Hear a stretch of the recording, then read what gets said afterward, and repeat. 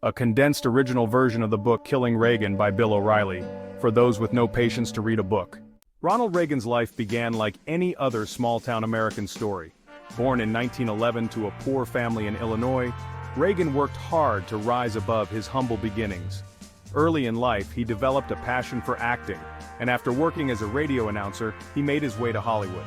While Reagan found some success on screen, he never became a top-tier actor. He was often cast in B-movies and struggled with being typecast. Despite his modest film career, Reagan had a natural gift for communication, something that would serve him well in the years to come. Off-screen, he was driven by a deep sense of patriotism and a hatred of communism, a belief that shaped his eventual political career.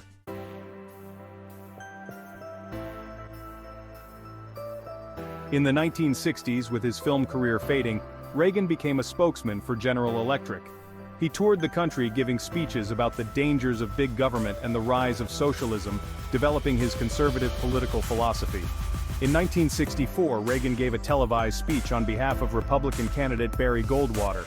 The speech was so powerful that it launched his political career overnight, introducing him as a rising star in conservative circles.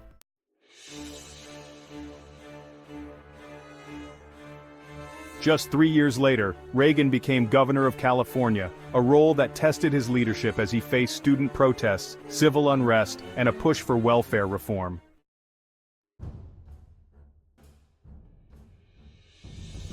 Reagan's path to the presidency wasn't always smooth. He lost the Republican nomination to Gerald Ford in 1976, but he didn't give up. By 1980, Reagan was ready to take on Jimmy Carter in the general election. America, at the time, was in a state of turmoil. The economy was in recession, inflation was sky high, and the Iran hostage crisis had left Americans feeling weak and humiliated on the world stage. Reagan's optimistic message of restoring American greatness resonated with voters, and he won the election by a landslide. At 69, he became the oldest president to take office, a fact that was used against him during the campaign. Some critics quietly questioned whether Reagan had the mental sharpness and stamina for the job, a doubt that would shadow him throughout his presidency.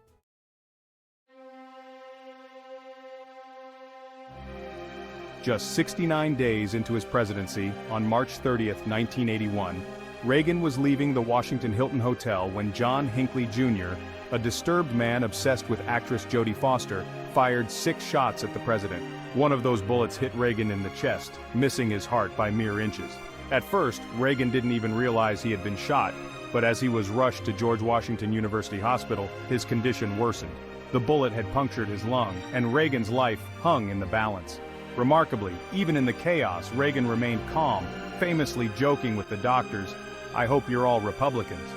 But behind the humor, Reagan was closer to death than most people realized.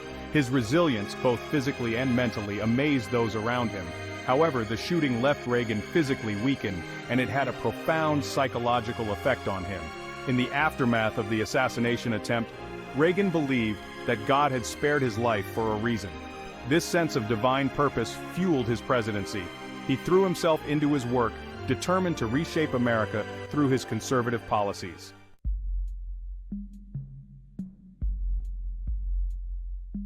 One of his main goals was to revive the economy, which he believed was suffering under too much government control. His economic policies, known as Reaganomics, were based on reducing taxes, deregulating industries, and cutting government spending. Reagan believed that by freeing the private sector from government interference, the economy would flourish. And for a time it did. Inflation dropped and unemployment rates improved. However, Reagan's tax cuts disproportionately benefited the wealthy, and the national debt ballooned under his administration. Critics accused Reagan of creating a trickle-down economy that left middle and lower-class Americans behind.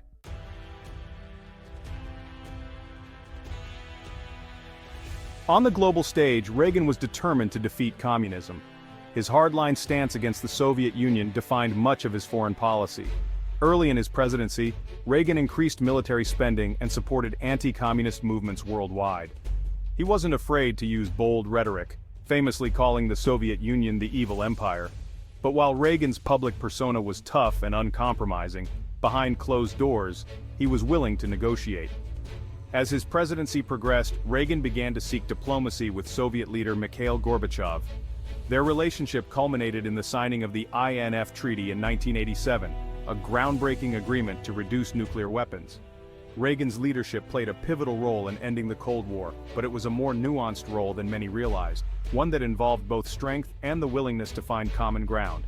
Yet behind the scenes, there were deeper struggles.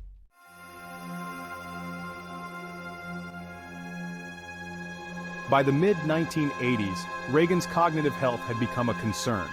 Those closest to him noticed small signs of decline, forgetfulness, confusion, and a lack of focus during meetings.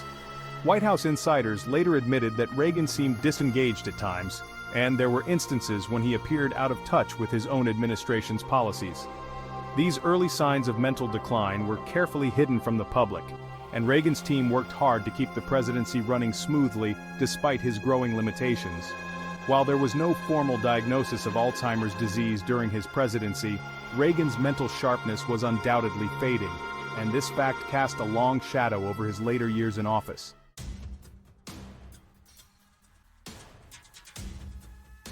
In 1986, the Iran-Contra affair erupted, threatening to unravel Reagan's legacy. It was discovered that members of Reagan's administration had secretly sold arms to Iran, which was under an arms embargo in exchange for hostages. The money from these arms sales was funneled to the Contra rebels in Nicaragua, despite a congressional ban on supporting the Contras. Reagan, who had built his presidency on strong moral principles, was caught in the middle of a scandal that went against everything he claimed to stand for. When the truth came out, Reagan appeared genuinely confused by the details of the scandal. While he took responsibility in a televised address, his aides and advisors took most of the blame, and several high-ranking officials were convicted. The affair raised serious questions about Reagan's control over his own administration and the extent of his cognitive decline during these crucial years.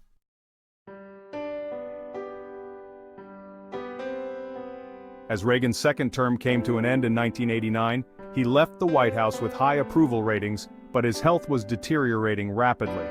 The once vibrant and sharp-witted president was becoming more forgetful, and his speeches often lacked the clarity and focus they once had.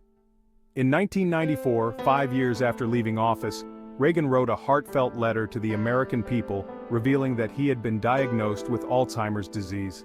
The announcement was devastating for the nation. Reagan, who had once been the symbol of American strength and optimism, slowly faded from public life as the disease took its toll. Over the next decade, Nancy Reagan became his primary caregiver, fiercely protective of her husband as he succumbed to the illness. Ronald Reagan passed away in 2004 at the age of 93. His funeral was a national event attended by former presidents, world leaders, and millions of Americans who admired him.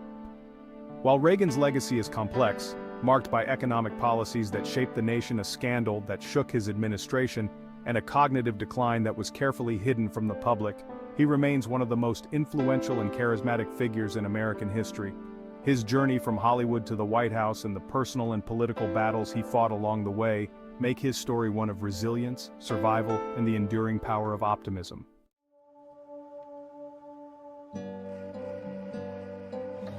If you enjoyed this condensed book, you will love the original. See below to get your copy of Killing Reagan, and hit the subscribe button to get a glimpse at other videos for people who have no patience to read.